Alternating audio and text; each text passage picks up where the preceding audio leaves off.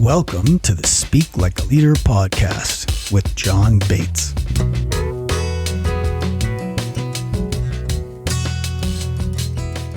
Welcome to the show. With me today is someone that I actually met in the world of podcasts. That's how we found each other. And I was really impressed with Jonathan's laid back manner of approach and with his ability to ask questions that really drew me out.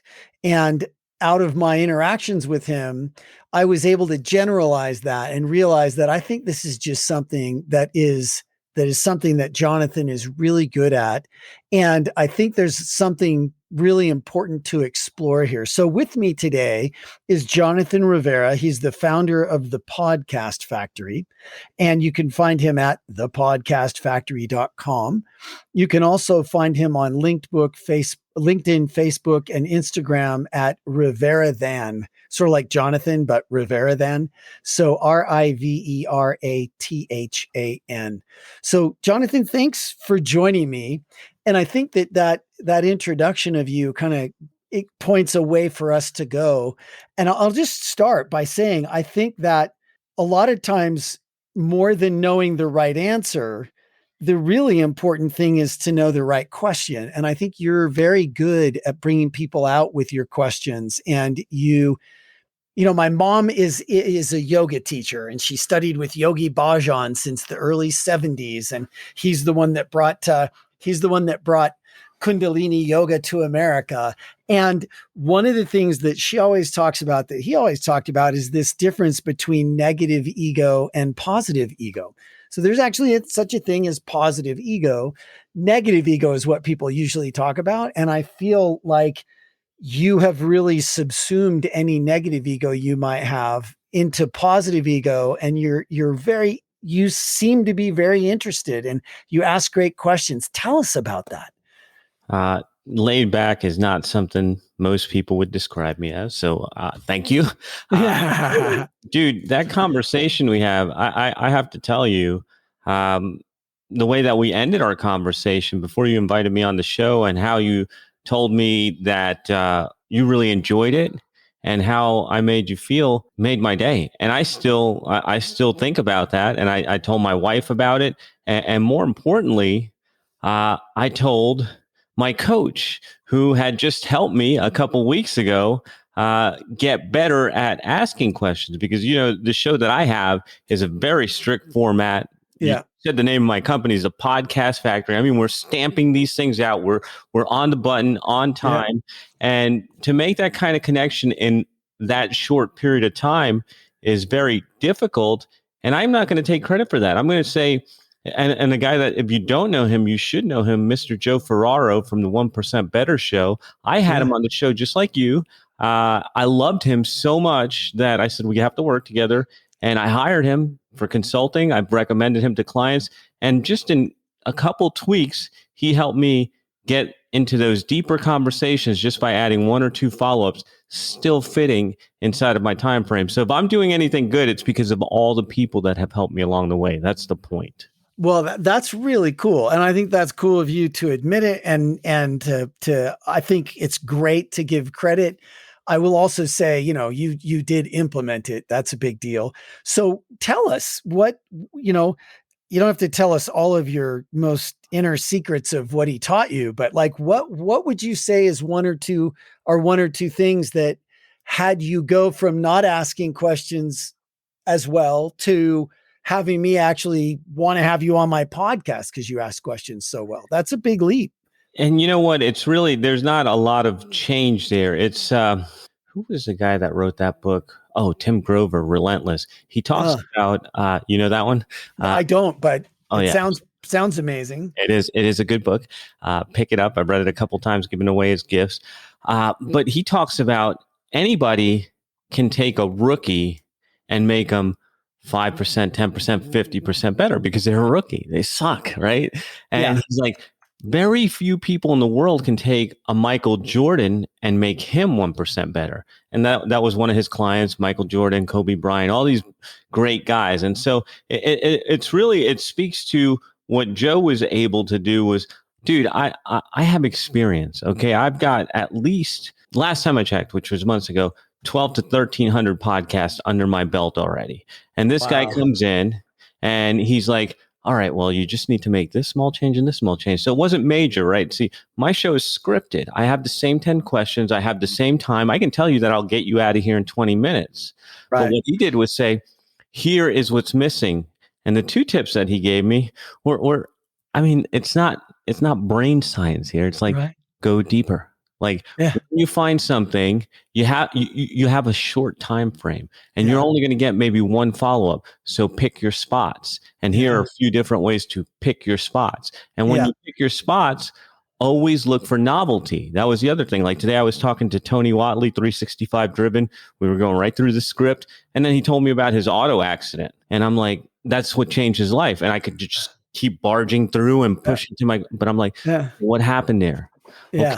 How did that change your life? And then I bounce right off of that into, well, what's your favorite car? Oh, 1969 Camaro, because this, and that. So the novelty made the deeper connection in the shorter time period, right? It was just me picking. And the way Ferraro put it is, you have to have follow-up questions with scalpel-like precision to make it work. And he taught me to do it, and I went right to work doing it. Yeah, that's really fabulous. Now, I just want to point out, there's a study that I read that blew my mind. And I have been taking this on, and Jonathan, I'm going to take what you just said, and I'm going to take this conversation we're having, and I am going to apply it, because I think, okay, I hate to say it this way, but it's true. I love to hear myself talk, and I talk. And what I've learned over my life is that I really get the value from listening.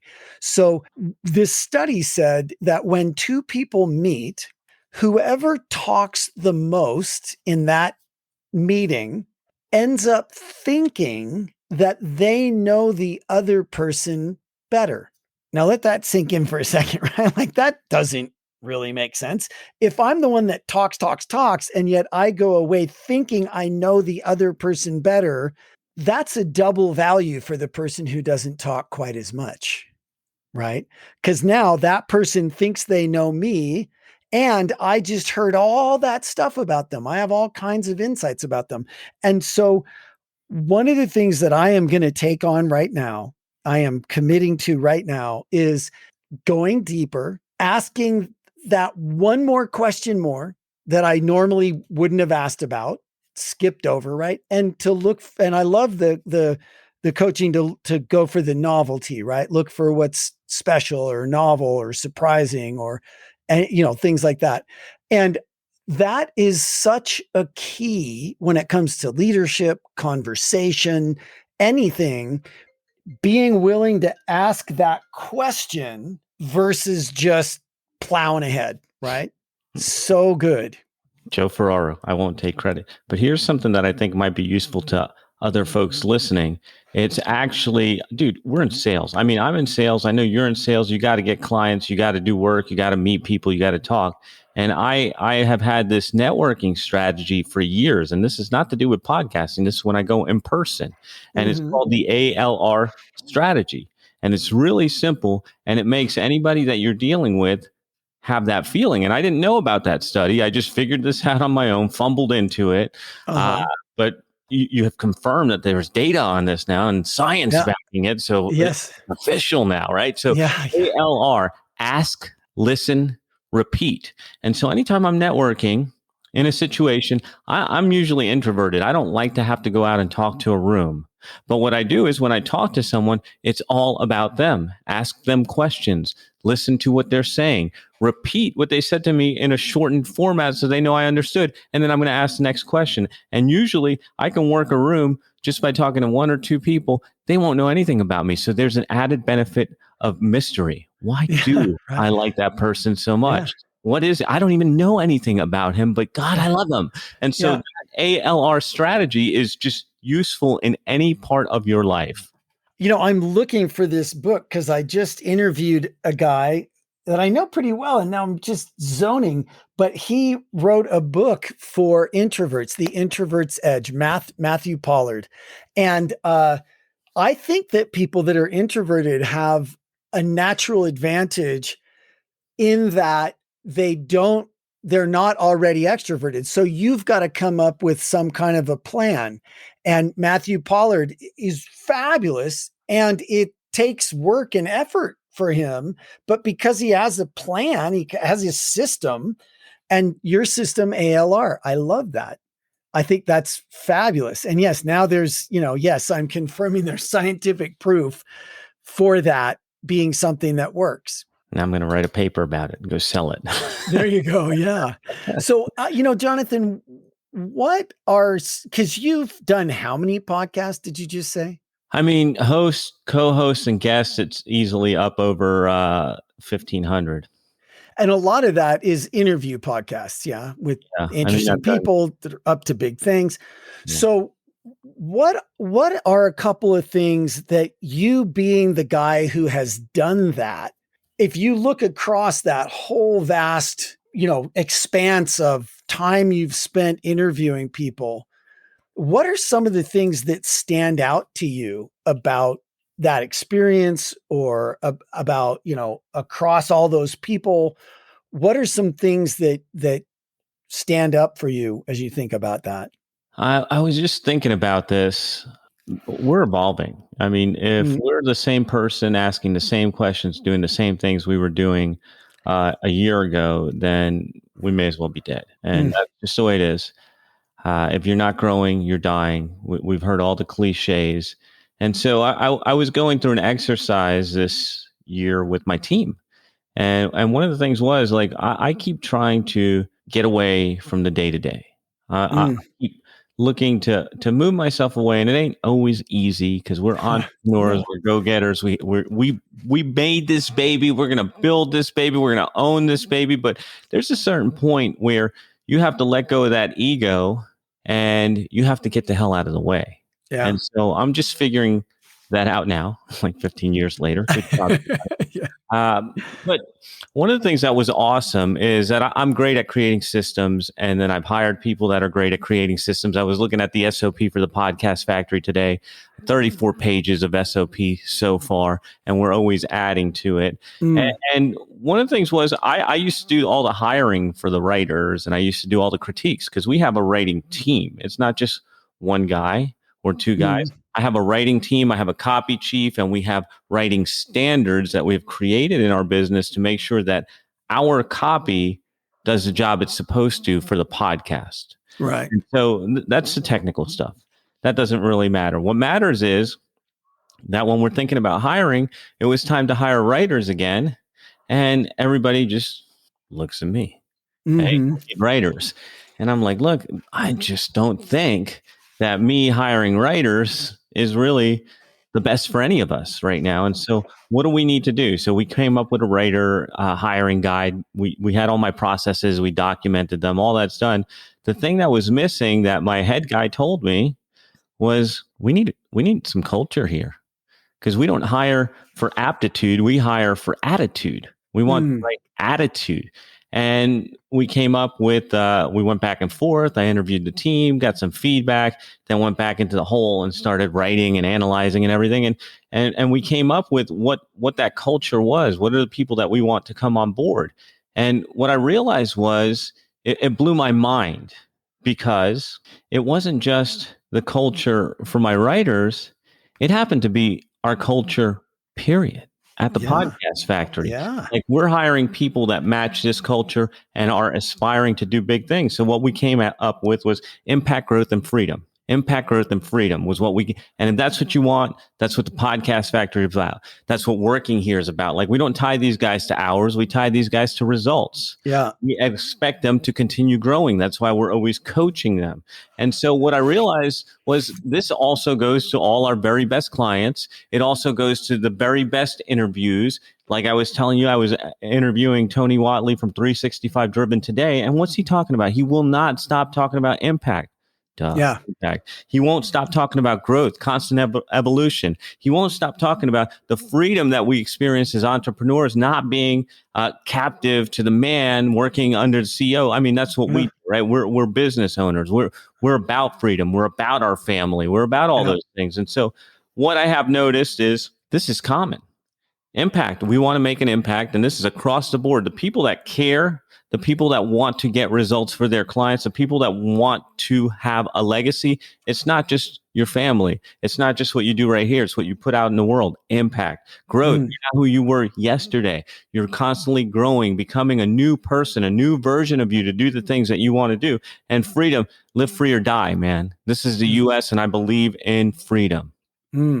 So those are three key things that you've learned from the people you've interviewed that also just happen to be the culture that you've created there, not just for the writing team, but for everybody. It's just what I see all around me. And so maybe it's because like attracts like. Like when you and I had the conversation, we're like, oh yeah, that, we had all these things in common that really set it off.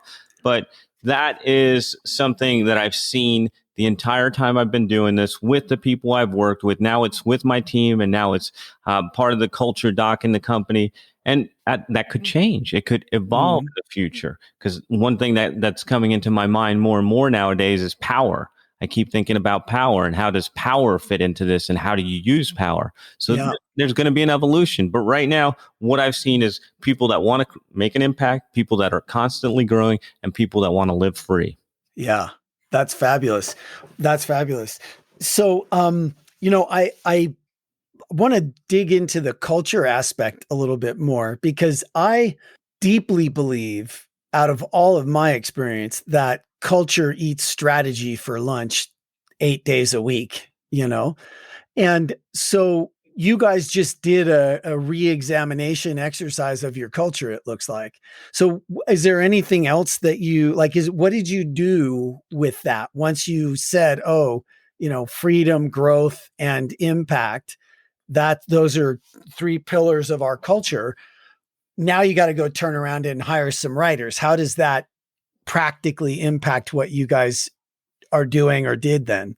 Yeah. So that is where we're looking at hiring for attitude versus aptitude. And we have, when we bring people in, they have to go through jumping through some hoops. Sure. Yeah, of course. And so we ask some questions. First, it's general, why you want to work here. And we're looking for the stories, looking for the influences, looking for who their heroes are, looking for whether or not they are looking into the future. So we're looking, are they going to contribute to our team? So we look for these things in their words. And if they can't tell us, if we can't pick that up in what we see in their words on the way in and through their application and through their writing, then they can't be on the team. But the other part was that shocked the hell out of me, man, was this came crystal clear to me. And then I went to a mastermind a couple weeks later, very, very high level mastermind, some A players there. And we were going around the table, and it's like, all right, introduce yourself. What are you here for? Just a quick 5-minute roundup, like you would do at any mastermind. And I said, what's the ask? What's the ask? What do you need help with? And so I'm like, hey, man, I'm all about impact, growth, and freedom. And if you guys can help me with any area like that, any area of making an impact, growing, or freedom, that's what I'm here for. And you know what that did? That brought me like 4 or 5 clients. And I didn't know. And I was like, what the heck? And then they're repeating those words back to me. And I'm like, it's that powerful. It is that powerful. It really, really is. And, it reminds me of one of my big heroes. I met him met him a couple times, but I met him the first time and really got a chance to talk to him in 2014, I think, at TED, is Simon Sinek. Right? Start with why. And that whole thing of starting with why and how that just magnetizes the right people to you and filters out the wrong people. Because one of the things I realized a long time ago is that I needed to think about my website as much like a filter as I did like a net. I was thinking about it only like a net, and I was catching everything, but it was all the wrong thing. Then I started thinking about it as more of a filter, and boy, did that make a difference. And it's funny because my why is to bring out what's awesome inside every person so they can have the impact they want to have in the world. And so, there's yet another one of those resonance points for you and me, Jonathan. Um, so, really, really cool. And it brings me to another aspect that I wanted to ask you about. Um, and obviously, I've got you can hear it. I've got a dog in the fight on this one. That's a dog that we're watching, taking care of. It was going to have to go to the pound or we would take it, right? So my wife was like, we'll take him. He's this little beagle pug mix named Winston. And I don't know what he's barking at, and it's too far away to go stop him. So sorry, everybody. So I do have a dog in this fight to some degree, but I would love to hear what you think about it. One of the big things that I work with leaders on and teams, researchers, scientists, engineers, like everybody that I work with, a big thing we're working on is story and storytelling. And even more important, their personal story, like their origin story, like where they came from, why they care about what they're doing, and then the story of what they're up to now. And I mean, I feel like this is sort of a slow pitch softball to you, but what's your experience having done that many interviews of how much story impacts or doesn't impact what people get to do in the world? So I was having a conversation with a friend, one of the guys from that event, actually. We've been friends for a couple of years, watched each other grow. And I'm doing some work with a guy named David Breyer right now. He's like really, really top-notch branding expert. And I put my friend on to him. I said, dude, you got to meet this guy. I'm going in his masterclass. I think maybe it's time for you to think about something like this. And he's a real estate guy. And what happens with a lot of these real estate guys is the story they tell themselves is, I'm a real estate guy. And that's it. Yep. And that's the story. And that's why they get stuck in a box and they never really break free. They never make the impact they want to make. They never grow. Right. And he's like, I spoke to David. He's a smart guy. Like him a lot. Don't really understand how branding fits in my business. And I said, wow, that's fascinating to me. I mean, I'm not sure what you think branding is, but if you were to ask me, branding is the story that we're telling in the marketplace. That's all branding is to me. And he's like, well, I just don't get it. And he's an engineer, right? Science. Yeah. You know the trouble. I know the type. Yeah. So he's really overanalyzing this. And I'm like, dude, let me give you an example, and an example that should hit home with you. We have real estate. We have apartments.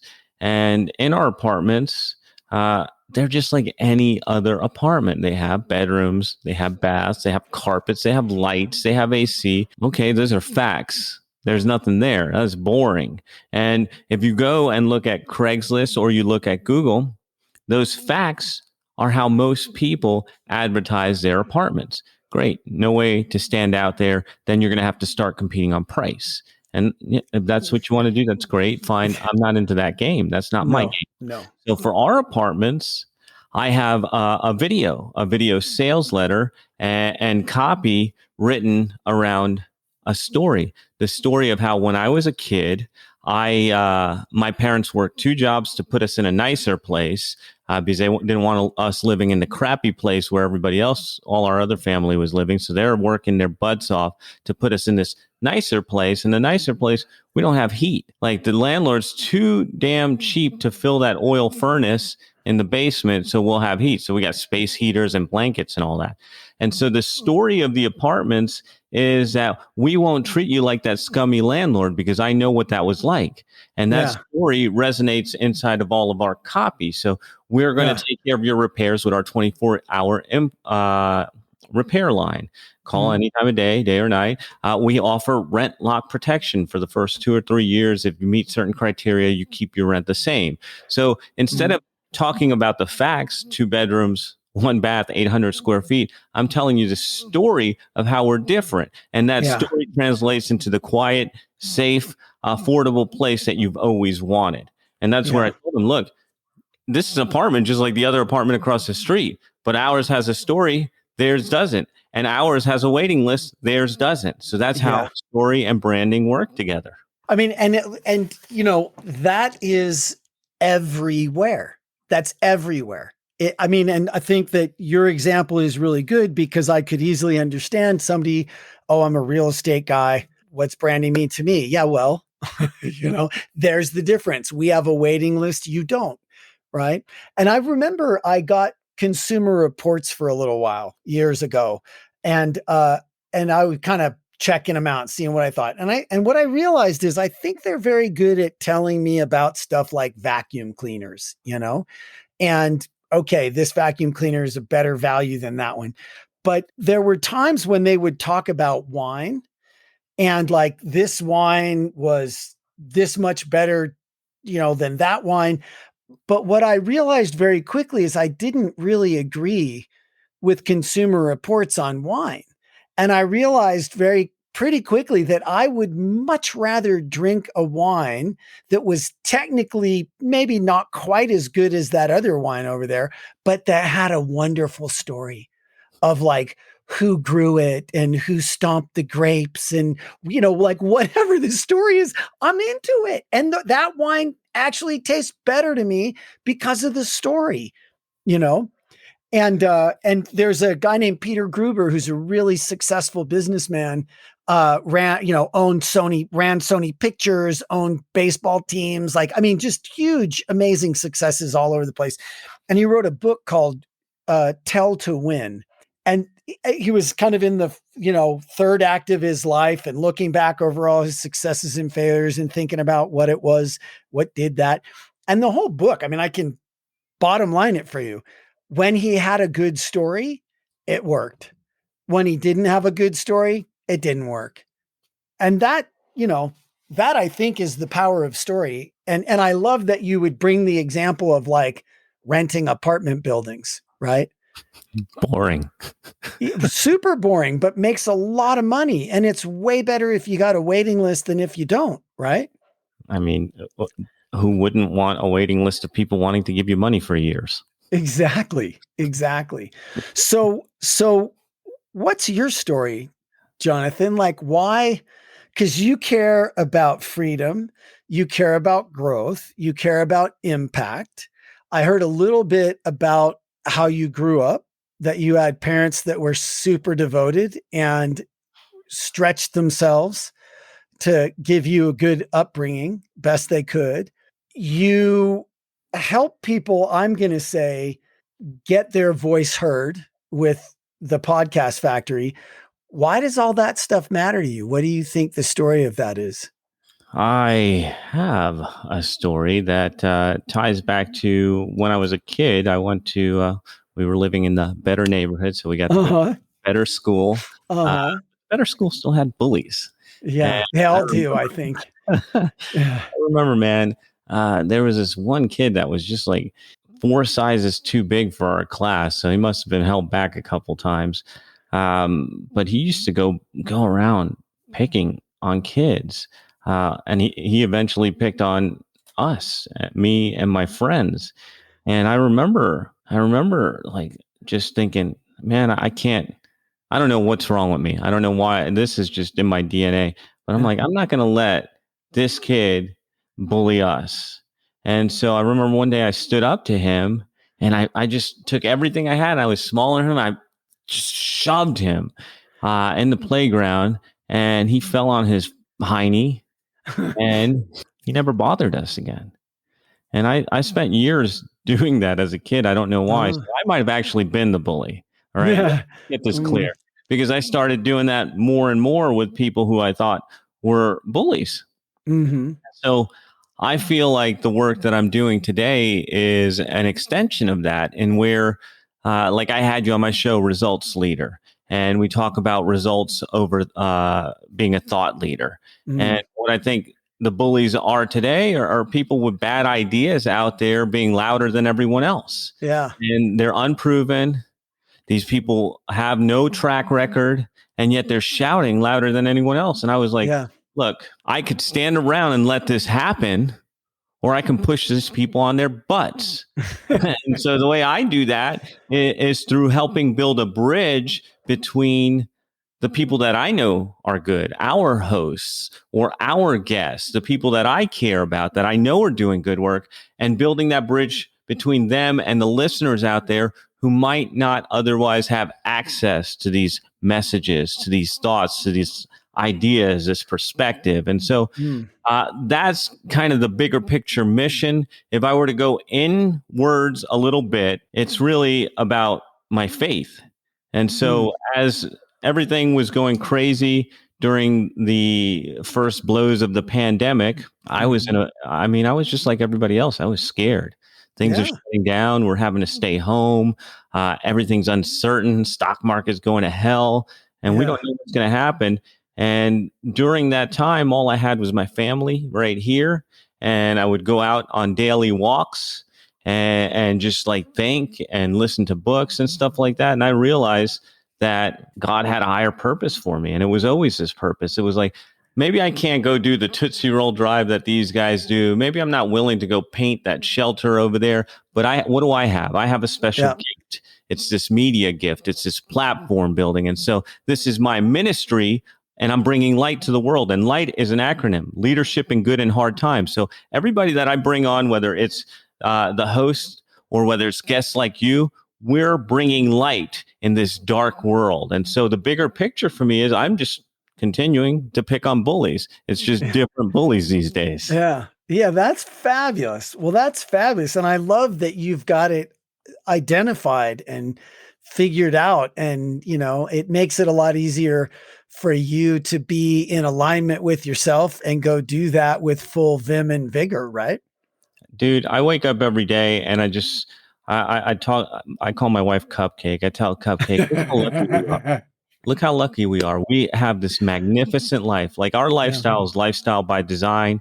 We are the mom and dad team. We take our son to school together. We pick him up together. We're at the events together. We work together. We're partners in multiple businesses together. And we get to help people that we care about every day. Like, I have real love for my clients, and they know it. And I really want to impact their lives in a big way. Like, I want to change their lives, and not only change their lives, but I want to change the lives of their listeners. I will never, ever get credit for that. But if I'm able to connect those two pieces, then I know I'm doing the part that God has set for me in this world to bring that light to as many places as I can through the skills that I have. That's really fabulous. I'm doing this 21-day meditation with a group, and it's Deepak Chopra's 21-day wealth meditation. And today, I think we were on day 19, I think. And 19. And the meditation starts, his little thing started with this, we're talking about this guy who's this Indian guru who says, everything is love, right? What is life but love? And he says, love of the me and love of the mine, and it's just a matter of how big that love gets, right? Because even somebody who's doing something very selfish, they're doing it out of love. It's for me. It's the love of me, right? And me might be really small, but then me can expand to take in the whole universe, right? And so that really resonates with me, like I love my clients too. That's why I do what I do. And one of my goals is to just push the boundaries of where I'm authentically feeling love just further and further out, and it's a super fulfilling way to do it. And I think that it really shows up in your conversation and your approach, Jonathan. I love that you love people like that. Dude, I couldn't tell you how blessed I am. And it's been years of figuring things out and years of not liking myself and not liking what I'm doing and figuring it out. But it's about being open, just like you're doing that new meditation, and you're always trying new things. Like we talked about on my show, you're open to new experiences. You're open to expanding the way you think. That's really where this growth comes from, isn't it? Mm. Growth, you cannot be stuck in the same patterns that you were stuck in as a kid or as a high schooler. Like the worst thing I can ever hear from someone is, those were the days. Remember the good old days? Yeah. It's like, what? Today is Yeah. the day, right? I Yeah. feel bad when somebody says that. And if Yeah. they're saying that, it's because they're not open to new experiences. They're not open to learning new things. They're not open. In fact, what you're saying is kind of now it's jiving with, they're not open to love, right? Yeah. Yeah. Right. Let's keep that love going. Let's love today. Let's love Yeah. tomorrow. Yeah. Yeah. Very interesting. Yeah. That's really funny. Um, I do think that, that growth mindset, it's not always so natural though, right? Like I just read a book called Mindset, right? And Carol Dweck. I love that book. Yes, Carol Dweck. And when I picked it up, I'm going to admit something super embarrassing. I, my friend told me about it, was going on and on about it, how I should read it. And all right. So I got it and I looked at it and I'm like, okay, I already know this, I don't need to read this book, right? I know this. I'm a mindset coach, right? And I started reading it, and page 1, I'm thinking, I know this. Page 2, I'm like, I already know this. Page 3, I'm like, wait, beginner's mind, John. Let's start this again. And I went back and started reading with beginner's mind and couldn't freaking put that book down. It's such a great book. And so what if I sort of knew something about mindset? Now I know something much better and much deeper. And the thing that I really had to admit to myself is that idea of, there's the I should already be perfect mindset, kind of the fixed mindset, right? Like if I don't do well, it means I'm bad mindset. And then there's the growth mindset of like, hey, I didn't do as well at this as I wanted to. Let's go back and try again. What could I learn? How could I do different? Right? Grow, grow, grow.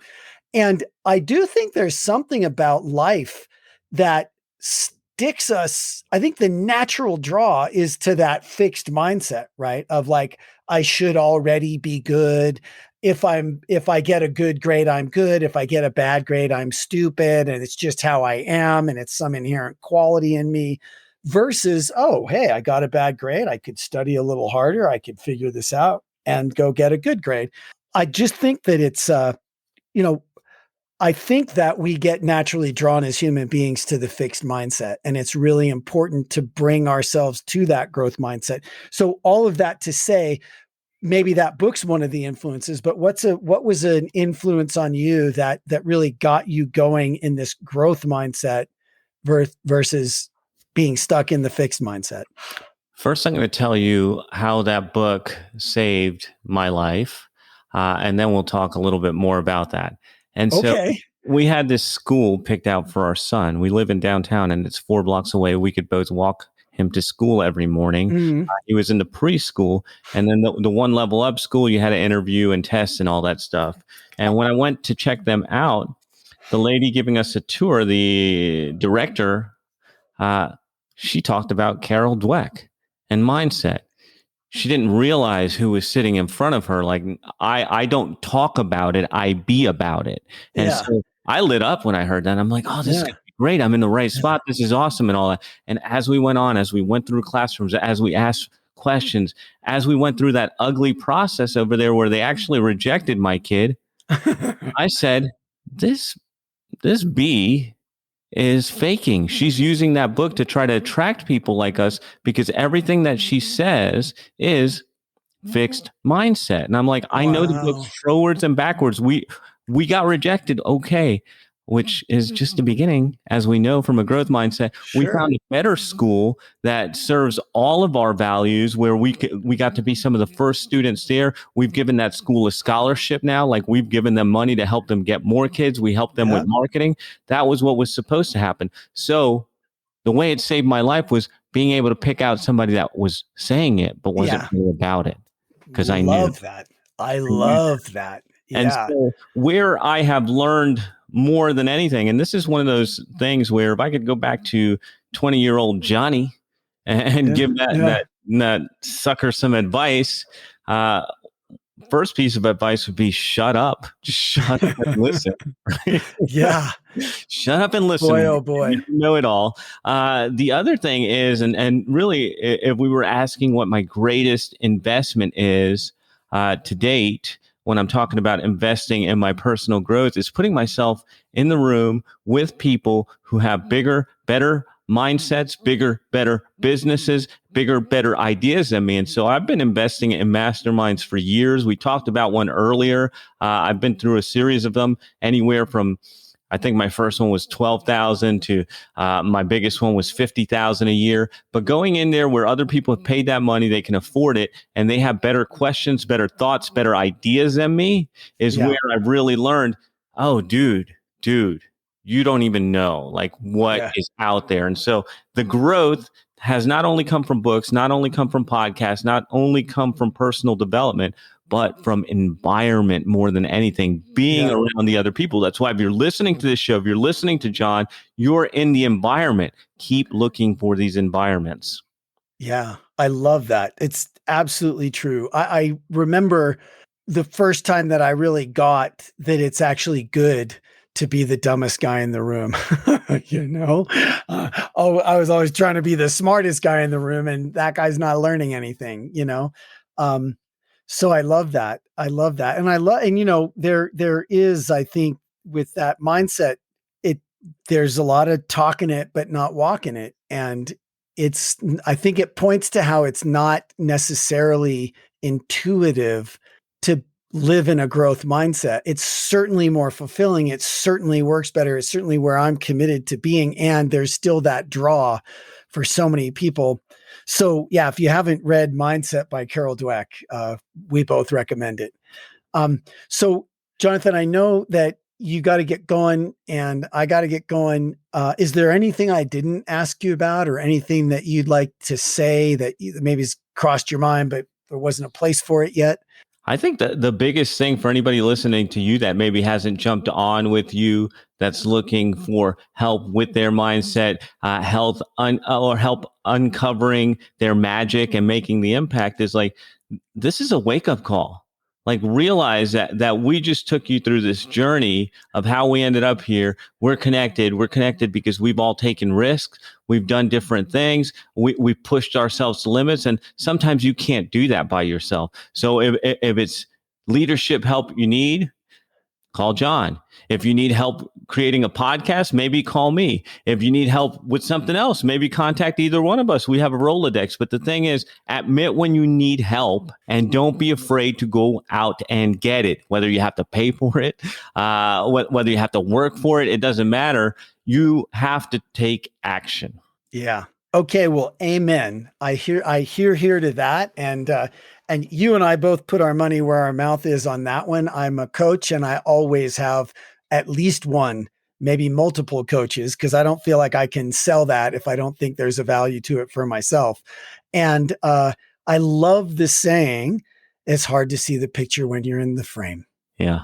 Yeah. I remind my clients of that. I also remind myself of that. And Jonathan, thank you for being here. Thanks for sharing all this stuff. I think it's just super cool to hear from you and hear how you've been informed by this journey that you've been on. And I appreciate you sharing it with all of us.